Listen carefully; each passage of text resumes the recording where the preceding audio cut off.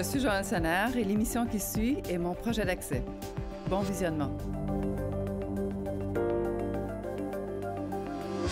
Aujourd'hui, à Samarche-Doc, les îlots de chaleur et leurs effets sur notre santé, plus d'arbres et de parcs pour lutter contre les inégalités sociales et les Power Centers, un modèle dépassé.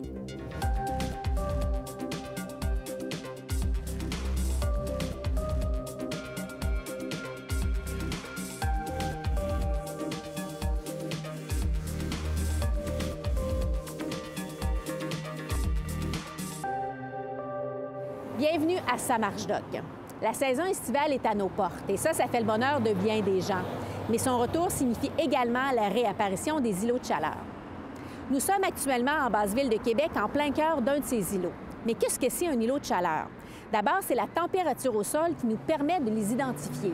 Mais les îlots de chaleur ont aussi d'autres caractéristiques. En fait, elles concentrent la pollution atmosphérique. Saviez-vous que ce type de pollution cause le décès prématuré de 300 personnes annuellement à Québec seulement? C'est 5 fois plus que les accidents de la route. En fait, on devrait appeler ces îlots des îlots malsains, puisqu'ils sont nocifs à longueur d'année et pas seulement l'été. Pour en discuter, j'ai rencontré le docteur Pierre Gosselin.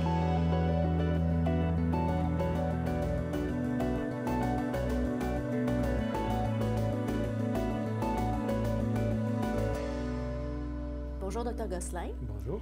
Expliquez-moi, qu'est-ce qu'un îlot de chaleur et pourquoi on devrait les appeler plutôt des îlots malsains?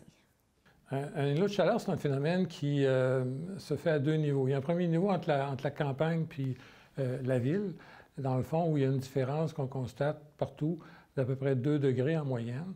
Et ça, c'est dû au fait que la ville est plus minéralisée. Il y a de l'asphalte, il y a des toits, il y a du béton un peu partout. Il y a beaucoup moins de verdure. Et cette différence de nature-là entre la ville et la campagne fait que le jour, il fait chaud des deux côtés. Mais la nuit, à la campagne, il fait beaucoup moins chaud parce que la chaleur peut s'évaporer. L'eau qui a pénétré dans le sol et dans les arbres, les arbustes, elle s'évapore et ça dégage beaucoup de chaleur. En ville, c'est le contraire. Il n'y a pas cette verdure-là qui est utile pour refroidir un peu la nuit. Mais en plus, l'accumulation de la chaleur dans le béton, dans l'asphalte, tout ça, elle ressort pendant la nuit. Donc, la différence entre la ville et la campagne, elle est surtout la nuit, dans les faits. Pourquoi c'est malsain? C'est parce que la chaleur, chez beaucoup de gens dans une ville, surtout si les gens sont fragiles ou si les gens font beaucoup d'exercices pour une raison ou pour une autre, le travail ou le sport, ils ne résisteront pas. On n'est pas fait pour des températures très élevées. On peut s'habituer un petit peu, mais même dans les pays tropicaux, quand il fait plus chaud que d'habitude, ils ne sont pas capables d'endurer le stress que ça donne. Donc, plus de mortalité quand il y a une vague de chaleur, quand on vit en îlot de chaleur, d'à peu près 30 plus de malaise, d'hospitalisation, de consultation chez son médecin, son pharmacien ou chez une infirmière. Au total, on a fait des études dans toutes les villes du Québec. Il s'en est fait aussi en Ontario. Il s'en est fait un peu ailleurs dans le monde aussi. Et on constate que lors d'une vague de chaleur, il y a à peu près 10-12 des gens qui vont aller consulter parce qu'il fait trop chaud en ville, et particulièrement quand on vit dans un îlot de chaleur. Il y a un lien des fois qui est un peu moins connu, c'est-à-dire le lien entre les îlots de chaleur et la pollution atmosphérique. Ça, c'est un peu moins connu. Expliquez-moi. Bien, pour avoir un îlot de chaleur, d'une part, il faut donc des boulevards, il faut des buildings. Et ça veut dire aussi, dans notre mode actuel d'organisation des villes, beaucoup d'automobiles, beaucoup de camions de transport et de la pollution. Ces mêmes maisons, ces mêmes commerces et industries, ils produisent en plus de la pollution des automobiles, ils produisent eux aussi une certaine forme de pollution, notamment les composés organiques volatiles. Et quand il fait chaud, ça s'évapore davantage, et ça, c'est un précurseur pour, quand il fait soleil, former l'ozone, qui avec les particules fines, les deux grands composants du smog. Et c'est bien connu maintenant, là, dans une ville comme Québec, c'est à peu près 300 décès par année, plus des consultations à l'urgence et beaucoup de symptomatologie pour les asthmatiques. Et les décès, c'est surtout cardiovasculaire. Alors, on sait que c'est 5 fois plus que les accidents d'automobile et c'est des impacts quand même majeurs qui viennent interagir avec la chaleur. La chaleur en soi a des impacts, mais la pollution atmosphérique aussi. On a tendance à penser que Québec, bon, qui est une ville d'une grosseur relativement moyenne, vous venez de le dire, qu'il n'y a pas de pollution, mais il y en a de la pollution. À Québec, c'est une réalité. Oh oui, c'est une réalité. Québec n'est pas particulièrement bien performante d'un point de vue pollution. Elle se compare à des villes beaucoup plus grosses en termes de niveau de pollution, ce qui ne devrait pas être le cas. Mais il y a beaucoup plus d'automobiles. Il n'y a pas encore de transport en commun. Ça changera sans doute en 2026, on verra, mais on le souhaite. À l'heure actuelle, il y a quand même, on a plus que notre part de pollution. Il manque aussi de verdure en ville parce que les forêts ont un effet dépolluant connu, prouvé, très efficace. Les effets des îlots de chaleur sont importants et leurs impacts sur la santé des gens sont nombreux. Il existe toutefois des solutions pour lutter contre ces îlots malsains. Justement, parlons-en des solutions parce qu'il y a des solutions qui existent, elles sont efficaces, vous avez même mesuré les effets, là. Oui, on a fait plusieurs projets à l'Institut de santé publique là, avec des groupes sur le terrain, des ONG. Et on a fait, surtout dans la grande région montréalaise, mais on a commencé aussi maintenant à Québec. Ça fait depuis 7-8 ans qu'on fait ça. On a mis quelques dizaines de millions avec une participation des municipalités supplémentaires. Donc, des beaux programmes. Et ce qu'on voit sur le terrain, c'est qu'on est capable de réduire de 50 la chaleur en jouant sur plantation, garder plus d'eau sur place, donc de la verdure, des fossés de rétention, des forêts supplémentaires. Et ça permet que la chaleur se dégage. Ça permet aux gens aussi de profiter davantage de ces espaces-là, hein, parce qu'il n'y a pas d'attrait à aller se promener sur le boulevard Charest, disons, entre Saint-Sacrement et Sainte-Foy, parce que pas d'arbres, c'est chaud, il y a de la pollution, c'est pas agréable, puis on s'expose à plusieurs dangers et à plusieurs risques. Par contre, quand on a un aménagement, la colline parlementaire est un bel exemple. On a réduit, on a enlevé des voies routières, on a planté, on a fait des beaux sentiers. Et là, on est à l'ombre, c'est agréable. On peut aller voir d'un site d'intérêt à un autre. Et on fait beaucoup d'exercices, ce qui est excellent pour la santé. Et on est moins exposé aussi à la pollution et à la chaleur. Alors, c'est ce genre d'aménagement-là qui doit être fait.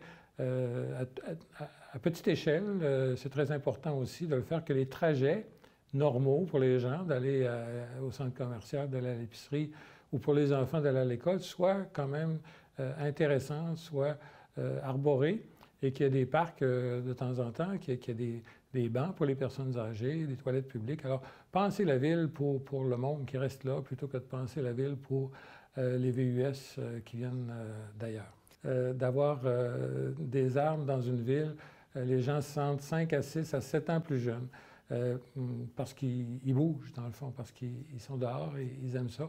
Ils voient leurs voisins et ils placotent un peu. Alors, c'est ça que ça crée aussi, c'est une dynamique intéressante. C'est bon pour tout le monde. Merci beaucoup, Dr. Gosselin. Merci à vous.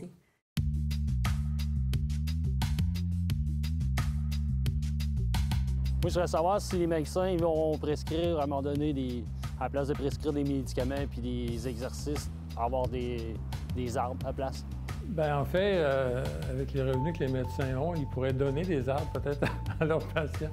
Mais blague à part, la prescription qui peut être faite, c'est vraiment que les villes, et notamment dans les quartiers centraux, soient réaménagées en pensant aux humains.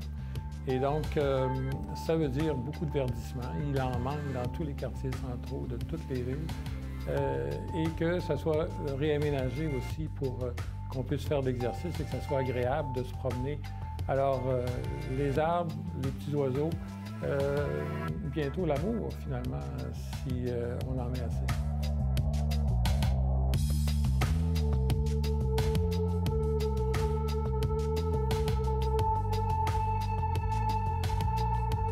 On le sait, plus de verdure, de parcs et d'arbres, ça améliore notre qualité de vie, mais aussi notre santé. Il y a néanmoins des secteurs plus défavorisés de nos villes qui souffrent de ne pas en avoir assez. Pourtant, les effets sur la santé des gens qui habitent ces endroits sont plus que probants. J'ai rencontré la docteure Isabelle Goupil-Sormani qui nous explique pourquoi.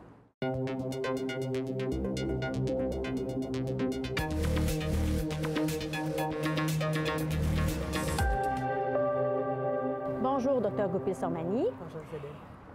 À Samarge-Doc, on aime beaucoup parler des liens qui existent entre l'aménagement de nos villes et la santé. Mais il y a aussi des liens qui existent entre certains secteurs plus défavorisés de nos villes et le fait qu'il n'y ait pas, par exemple, de parcs et d'arbres. Oui. Bien, en fait, le lien entre les secteurs défavorisés, les parcs, les trottoirs, l'environnement physique, c'est des liens qui sont indirects. C'est-à-dire que quand il y a des beaux quartiers, en général, les loyers sont plus chers. Donc, en général, les quartiers qui sont moins beaux, moins attrayants en termes d'espace vert, d'espace de marche, de sécurité, on parle aussi d'éclairage, de bruit, mais en général, les logements dans ces quartiers-là sont de moins bonne qualité et donc moins chers. Et donc, les populations plus vulnérables ou les inégalités sociales qu'on observe sont plus grandes dans ces quartiers-là parce que le logement est plus accessible et donc, il se fait comme une forme de sélection bien involontaire. Donc, les gens qui sont plus vulnérables vont s'installer dans des endroits qui sont moins favorables à leur santé. Donc, c'est souvent ça le lien. C'est un lien indirect, mais c'est souvent parce que ces quartiers-là sont plus accessibles. Pourquoi ces populations-là qui sont défavorisées ou en situation de pauvreté, pourquoi ils ont davantage les impacts, ils subissent davantage les impacts d'un environnement de mauvaise qualité? Bien, en fait, c'est vrai qu'il y a des effets synergiques. C'est-à-dire que c'est pas juste le fait qu'ils manquent de parcs, qu'ils ne peuvent pas sortir, qu'ils manquent de lumière, qu'il y a du bruit. C'est en fait ces gens-là, par leur situation sociale, leur situation économique, par les ressources auxquelles ils ont accès, ils sont en général en moins bonne santé ou quand ils tombent malades, l'accès aux services est plus long, plus difficile. Ils ont de la stigmatisation, ils sont exclus des services normaux qu'on reçoit comme citoyens. Je vais donner un exemple très, très simple en lien avec les îlots de chaleur. Puis, une personne en situation de pauvreté va habiter en général un appartement plus chaud, moins bien ventilé. Si en plus, il y a des maladies ou il y a des problèmes de santé préalables qui font que c'est moins facile pour avoir un bon revenu, bien, le logement est moins cher. Donc, ils sont dans un logement de moins bonne qualité, mais il était déjà, tu sais, la vie avait déjà créé son lot d'injustices. Le logement, pour qu'il soit adéquat pour leur santé, il faudrait qu'il soit frais, il faudrait qu'il y ait de la climatisation. Mais la climatisation, ça coûte cher. La climatisation coûtant cher, ils ne peuvent pas se payer les mesures pour se protéger. Donc, la chaleur de leur logement va être décuplée par le fait qu'ils ne sont pas capables de compenser. Puis là, si en plus, ils ont des effets à la santé dus à la chaleur, bien, l'accès aux ressources médicales ou encore à des ressources alternatives, des espaces frais, des espaces climatisés, un parc, bien, est plus difficile. Fait qu'ils ont à la fois l'effet de la chaleur sur leur santé qui est déjà un peu plus hypothéquée parce qu'on sait que les personnes en situation de pauvreté ont une moins bonne santé, mais en plus, pour se protéger, c'est plus difficile. Puis, s'ils tombent malades de ça, les soins arrivent plus tard. Donc, c'est vraiment des impacts cumulés. C'est valide à l'échelle d'une municipalité, mais c'est aussi valide au Québec, entre les régions. Il y a vraiment des impacts. Puis c'est comme des couches d'impact, là. Puis on dit souvent, la misère tombe toujours sur le même monde, mais c'est un peu cette logique-là. Là. Pourtant, ces gens-là sont conscients, ça a été étudié, ça. Ces gens-là sont conscients, ils en voudraient plus de parcs, ils en voudraient plus d'arbres. Tout le monde veut ça. C'est ça. Tout le monde veut ça, puis tout le monde veut un logement décent. Mais à un moment donné, quand on a des choix à faire, quand c'est pas facile d'arriver à la fin du mois, bien, le logement devient une dépense compressible, puis on prend des logements de moins bonne qualité, puis là, on tombe dans ces spirales-là. Là. Qu'est-ce qu'on peut faire? Bien, le logement social. La première chose, il faut qu'il y ait des bonnes politiques de logement social. Il faut aussi que les municipalités soient sensibilisées à ces cumuls-là. Parce que, aussi, quand on a 77 préoccupations pour arriver à la fin du mois, on n'est pas ceux qui allons se présenter au conseil municipal pour réclamer des arbres. Donc, ça prend une certaine prise de position, soit par des organismes communautaires, puis ça, il faut vraiment souligner l'importance des organismes communautaires, mais aussi par des politiques sociales inclusives, notamment en logement social, mais aussi dans le développement des municipalités et des villes. Il y a aussi un phénomène qui est moins connu, c'est-à-dire qu'il y a aussi des secteurs qui sont défavorisés au niveau de l'environnement. En banlieue aussi, ça existe aussi en banlieue. Bien, en fait, le logement en banlieue coûte beaucoup moins cher. Okay? Donc, c'est aussi une façon d'y accéder, mais c'est comme une arme à double tranchant parce que la banlieue est très, très dépendante de l'accès aux ressources. Puis l'accès aux ressources en banlieue n'est généralement pas un accès de proximité. Donc, l'économie qu'on va faire à déménager soit en banlieue, soit en campagne, là, bien, on se retrouve à le perdre parce qu'on est obligé de se procurer une voiture. Et la voiture est une dépense extrêmement importante dans un budget de famille, là. Et donc, en banlieue, les ressources sont c'est pas des ressources de proximité. L'accès à l'alimentation, aux services de proximité, il y a beaucoup moins d'organismes sociaux. Il y a très peu de logements sociaux en banlieue. Il y a très peu aussi d'accès à des banques alimentaires, là. Donc, tout ça est beaucoup plus limité. Il y a beaucoup plus de ressources dans un milieu urbain que dans les milieux de banlieue. Dans les milieux ruraux, il y a de l'organisation qui se fait. Fait que je pense que la pire des situations, c'est la banlieue. C'est la banlieue. Oui.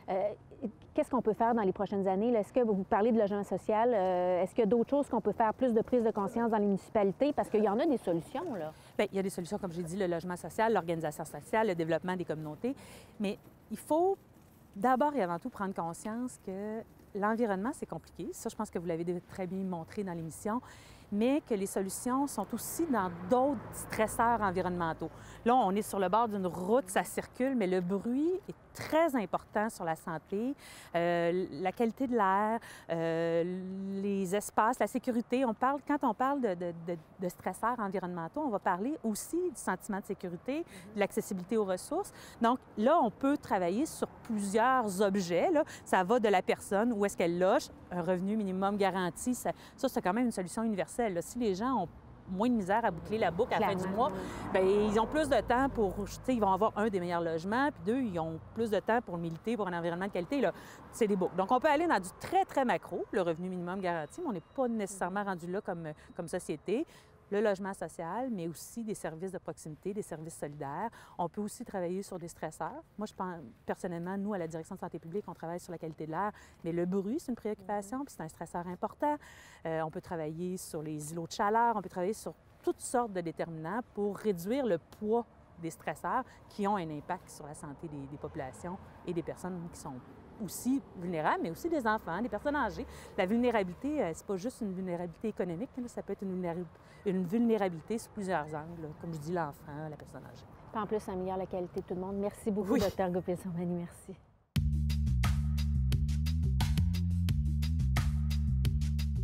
Bonjour, docteur. Question pour vous. Qu'est-ce que l'îlot de chaleur?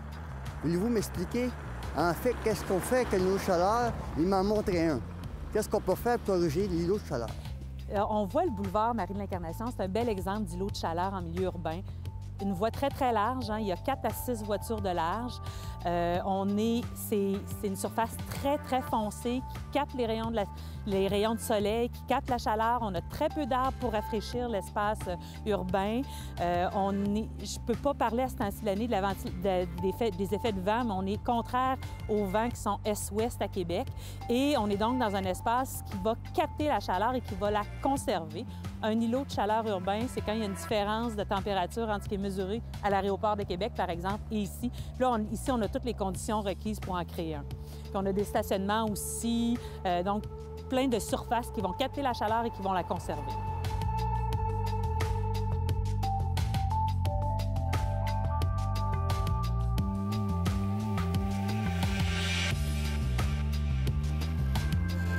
Il n'y a pas qu'au centre-ville qu'on retrouve des îlots de chaleur. Les grandes surfaces asphaltées et sans arbres se retrouvent aussi en banlieue. Les Power Centers, avec leurs grandes aires de stationnement, en sont le parfait exemple.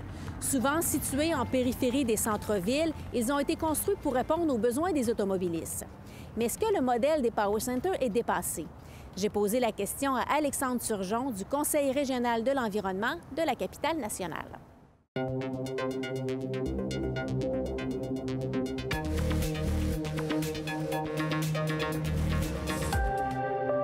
Bonjour Alexandre. Bonjour. Alors, on est ici dans ce qu'on appelle un Power Center. C'est quoi les avantages de construire des endroits comme ça? Je pense que les avantages, c'est de profiter de friches qui sont peut-être proches de gros axes routiers, qui sont plus difficiles à valoriser. Fait qu'on vient pitcher des fonctions où les gens, ça ne leur dérangeront pas d'avoir des nuisances associées à l'automobile. En même temps, il y a des grosses contreparties. On peut se questionner sur pourquoi on a des Power Centers, est-ce que c'est nécessaire, puis quelles fonctions, si on en a, devraient être autorisées dans un Power Center. Le problème, c'est qu'on vient y mettre des fonctions qu'on voudrait avoir dans les quartiers, là où les gens vivent. Moi, à la limite, qu'il y ait un magasin de meubles, même si ce n'est pas une obligation d'avoir un Power Center pour avoir des magasins de meubles, à la limite, c'est pas si pire. Les gens n'achètent pas un divan toutes les semaines, mais d'avoir une épicerie, d'avoir une société des alcools, d'avoir des services que les gens veulent avoir de proximité. À Québec, dans les consultations sur les schémas, les plans d'urbanisme depuis 2005, les gens le disent constamment, on veut plus de services de proximité, on veut avoir des services plus proches de chez nous. Puis c'est un bon réflexe que les citoyens ont à cet égard-là, d'être capables de faire un maximum de choses à pied au lieu d'être tout le temps obligé de prendre notre automobile pour aller faire nos courses. Puis si on permet à des grandes surfaces alimentaires, comme celle-ci dans le Power Center du Plessis, ou à une société d'alcool de s'installer ici, bien, ça en est plusieurs autres dans les quartiers centraux qui disparaissent ou qui ne peuvent pas ouvrir. Alors, c'est pas un modèle à suivre. Puis aussi, c'est pas nécessairement juste, j'imagine, pour les gens autour qui n'ont pas de voiture, parce que là, on a une épicerie, on a une SEQ, nécessairement, il faut avoir une voiture pour Oui, venir. c'est ça. Donc, c'est un modèle extrêmement dépendant de l'automobile. Et ça crée un facteur d'inégalité parce que non seulement on oblige tout le monde à faire des grandes distances pour aller faire leurs courses, mais ceux qui n'ont pas accès à l'automobile, là, ou que c'est un coût économique important pour eux d'utiliser une automobile, bien, on vient de les pénaliser en leur empêchant d'avoir ces commerces-là qu'on était habitués autrefois d'avoir près de chez nous. Puis on ne parle pas du transport en commun ici, là, qui est à peu près... Non, c'est très difficile de desservir des zones à faible densité, très délocalisées. Il va y avoir une amélioration prochaine là, dans ce quartier-ci avec la desserte vers l'aéroport de l'offre en transport en commun. Je dis prochaine, d'ici 1 an. Mais ça va être un autobus aux 30 minutes. Là. Ça ne sera pas extraordinaire comme offre en matière de transport collectif. Là. Parlons maintenant de ce qu'on peut faire de positif. C'est-à-dire que c'est possible de faire des endroits ou d'avoir des centres commerciaux où on fait de la densification. Il y a des exemples qui sont probants. Oui, c'est pas un mal nécessaire d'avoir un Power Center. Il y a des villes ailleurs dans le monde qui... on peut penser à des villes en Allemagne qui disent si tu es un magasin de chaussures, si tu es un magasin de vêtements, si tu es un magasin qui vend n'importe quel produit alimentaire, tout type de commerce qui est du type que les citoyens peuvent avoir un rapport à chaque semaine, c'est nécessairement dans les quartiers. Tu ne peux pas t'installer sur les bretelles d'autoroute. Le concessionnaire automobile, que ce soit sur la bretelle d'autoroute, tout ça, c'est pas grave. Mais le commerce de proximité, celui qu'on a besoin toutes les semaines, lui, on veut. Ça, c'est une approche qui est réglementaire. Il y a aussi des villes comme Vancouver qui, même dans ces grandes surfaces, on pense à un Home Depot, un Canadian Tire, réussissent à intégrer ça dans une trame très urbaine où sur un même îlot de 100 mètres par 100 mètres, tu as un Home Depot, tu as un Save on Food, puis tu as des habitations par-dessus. Parlons-en là, du Home Depot à Vancouver. Oui. Là, à quoi il ressemble? Bien, c'est le terrain d'un ancien concessionnaire automobile qui était à 2-3 km du centre-ville de Vancouver. Donc, on est encore pas mal dans le centre. Donc, c'est des rues urbaines. Puis, sur un ancien terrain de 100 mètres par 100 mètres, on a construit un gros bâtiment où il y a différents commerces qu'on trouve habituellement au Québec. Un Winners, un Home Depot, un Save on Food qui est un gros supermarché d'alimentation, un Starbucks, plusieurs plus petits locaux aussi qui font l'animation sur rue. Et sur le toit, on a 92 logements qui ont une terrasse végétale qui se partagent comme cour. Donc, on a une mixité en même temps. Puis, on prend seulement 1 hectare, là, alors qu'ici, un Home Depot, on va prendre traditionnellement au Québec 4 hectares pour le bâtiment, plus les stationnements qui sont autour. Alors, on économise du terrain, puis en même temps, on le rapproche de là où les gens vivent. Puis, si c'est pas obligé que tu ailles là en auto, bien, tu y vas pas en auto, tu sais. Moi, si je vais chez Ikea, j'ai pas nécessairement besoin d'y aller en auto. C'est pas si de toute façon, je vais me faire livrer mon matériel 1 ou 2 semaines après. Alors, il faut qu'on ait des options de localisation qui sont plus urbaines, qui sont plus faciles à desservir en transport en commun, qui sont plus près de là où les gens vivent.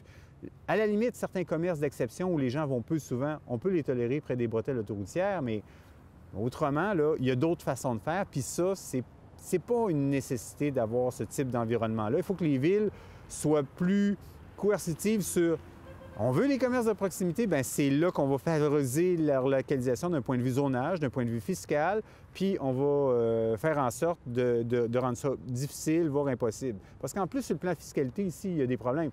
C'est pas un terrain de choix ici, c'est un terrain mal localisé, donc il coûte pas cher, donc il paye pas cher de taxes, alors que la SEQ sur la rue Cartier, elle va payer le gros prix en taxes parce qu'elle est extrêmement bien localisée. Fait qu'il y a aussi des choses qui doivent être changés dans notre fiscalité pour favoriser des environnements qui sont favorables à la marche, qui sont favorables au transport actif en général et qui vont faire en sorte que les gens vont avoir envie d'utiliser davantage les services de proximité. Il faut qu'on crée aussi les conditions fiscales et réglementaires pour que les commerces de proximité soient là où les gens vivent. En terminant, est-ce qu'on pourrait faire ça à Québec éventuellement? Bien, il faut qu'on le fasse. C'est une nécessité. Là. On a 3-4 power centers à Québec, puis moi, je pense que c'est des secteurs qu'à un moment donné, il faudra qu'on se re-questionne sur comment on redéveloppe ça. De toute façon, c'est des bâtiments extrêmement cheap. C'est du carton. Des grandes surfaces de stationnement, des super îlots de chaleur en plus en été. Donc, c'est des terrains que potentiellement, il faudra qu'on fasse d'autres choses dans le futur et tranquillement réinstaller, ramener davantage de services de proximité là où les gens vivent un peu partout dans les quartiers. Merci, Alexandre Surgeon. Plaisir.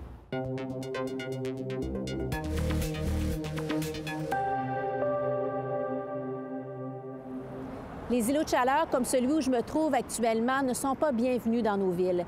Parce que non seulement ils concentrent la pollution atmosphérique, mais aussi ils sont peu attrayants et peu incitatifs à la marche, et ça à longueur d'année. Planter des arbres, créer des parcs nous permet de lutter contre ces îlots, mais aussi contre les inégalités sociales dans nos villes. En terminant, Dr Gosselin, c'est primordial d'avoir plus de parcs. Dans une ville, c'est important, oui, d'avoir des grands parcs, mais aussi d'avoir des petits parcs et surtout de connecter tout ça. Donc, d'avoir des trajets à pied intéressants. Alors, qu'on puisse faire du vélo ou qu'on puisse se promener et être généralement à l'ombre, c'est extrêmement positif pour augmenter la participation des gens et qui fassent davantage d'exercice physique. C'est bon aussi pour la nature en soi. Les oiseaux ou les autres petits mammifères qu'on trouve dans les villes, ils ont besoin de cette connexion-là entre les différents endroits. Et c'est pareil pour les insectes, c'est pareil pour les papillons. Alors, ça a plusieurs utilités, finalement, que d'avoir un réseau qui est pensé et qui permet à beaucoup de monde, à tout le monde, d'être au moins à 10 minutes, 10-15 minutes maximum d'un réseau comme ça, où on peut aller se divertir, où on peut aller rencontrer des gens, faire de l'exercice, l'hiver comme l'été. Merci, Dr Gosselin. Merci. Alors voilà, c'est ce qui met fin à l'émission pour cette semaine. On se donne rendez-vous la semaine prochaine.